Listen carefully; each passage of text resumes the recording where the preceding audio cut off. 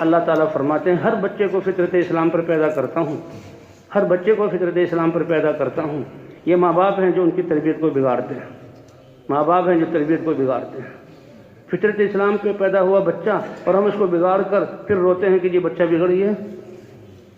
شروع ہی سے اس کی تربیت ایسی کریں۔ پہلی مائیں ایسی ہی تربیت کرتی تھی۔ حضرت عبدالقادر جیلانی رحمۃ اللہ علیہ کا واقعہ مشہور ہے، کتنی بیوہ ماؤں نے اپنے یتیم بچوں کی ایسی تربیت کری، وہ محدث بنے، وہ بڑے مشائخ بنے، ان کے ذریعے سے تبدیلی آئی۔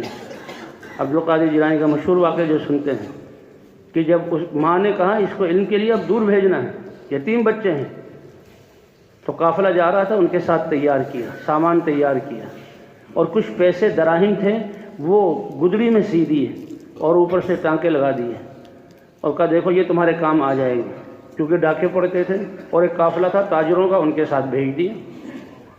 اور ماں نے کیا نصیحت کی؟ بیٹا جھوٹ کبھی نہ بولنا، بس سچ بولنا، جھوٹ نہ بولنا۔ بچے نے یہ بات پلے باندھ لی۔ اب گئے، اللہ کی شان، ایک جگہ ڈاکہ پڑ گیا، ڈاکوؤں نے گھیر لیا اور لوٹ مار شروع ہو گئی لوگوں کے پیسے لینے۔ تو ایک ڈاکو نے اس بچے کو بھی پکڑ لیا اور جب سامان کو الٹ پلٹ کیا کچھ بھی نہیں، تو بات ختم تھی۔ لیکن اللہ نے ایک فیصلہ کرنا تھا، تو اس نے پوچھا بیٹا تمہارے پاس پیسے ہیں؟ کہ جی ہاں پیسے ہیں۔ اور بھائی کہاں ہیں؟ کہ یہ گدڑی میں اندر ہیں۔ اس نے جو ٹانکے کھولے تو گدڑی میں پیسے نکل آئے۔ اور ڈاکو حیران ہوا کہ بچہ اتنا نہ سمجھے، لگتا تو بہت سمجھدار ہے۔ بیٹا تم نے یہ پیسے بتائے کیوں؟ یہ تو چھپے ہوئے تھے، تم کہتے نہیں۔ کہا نہیں ایسا نہیں ہو سکتا۔ ماں نے گھر سے نکلتے ہوئے کہا تھا سچ بولنا۔ وہ ڈاکو اتنا متاثر ہوا، اس بچے کو ڈاکوؤں کے اپنے سردار کے پاس لے، سردار دیکھو یہ بچہ کیا کہہ رہا ہے۔ ساری بات دہرائی۔ بچے نے کہا میری ماں نے کہا تھا جھوٹ مت بولنا۔ سردار نے سارے ڈاکوؤں کو جمع کیا اور اس بچے کو کہا بولو کیا بولتے ہو؟ اس نے کہا میری ماں نے کہا تھا جھوٹ نہ بولنا، اس لیے میں نے سچ بول دیا، پیسے تمہارے سامنے آ گئے۔ ڈاکو دھاڑے مار کر رونے لگے، اے رب العالمین، مسلمان ہوتے ہوئے ہم لوگوں کا مال لوٹ رہے ہیں اور تیری نافرمانی کر رہے ہیں، اور یہ بچہ اپنی ماں کی بات کو اتنا سچا۔ سب نے توبہ کی اور وہ پھر اولیاء اللہ بنے۔ مسلمان بچہ تو ایسا ہوتا ہے۔ جی ہاں، عبداللہ بن مبارک رضی اللہ عنہ جا رہے تھے، ایک بچے کو کھیلتے ہوئے دیکھا تو کہا شاید اس کی ماں نے اس کو کچھ سکھایا نہیں، یہ بچہ ایسے کھیل رہا ہے۔ بیٹا ماں نے کچھ سکھایا بھی ہے؟ کہاں چچا جان، بہت کچھ سکھایا۔ کیا؟ کہ اللہ نے آنکھ دی قرآن پاک کی تلاوت کے لیے، یہ دل دیا اللہ کی محبت کے لیے، زبان دی اللہ کے ذکر کے لیے۔ وہ ایسی چیزیں کہنے گا، عبداللہ بن مبارک خود رونے لگے، محدث ہیں۔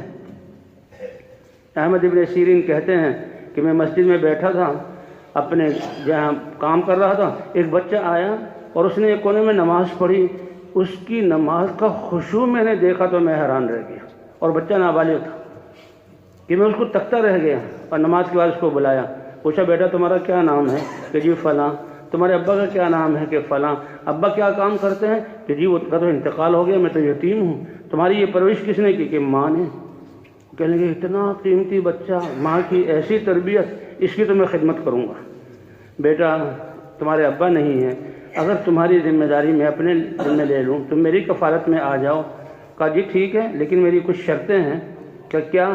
کہ پہلی شرط یہ ہے کہ بھوک اور پیاس کی صورت میں کھانا دیں گے؟ کہ بالکل دوں گا، اسی لیے پوچھ رہا ہوں۔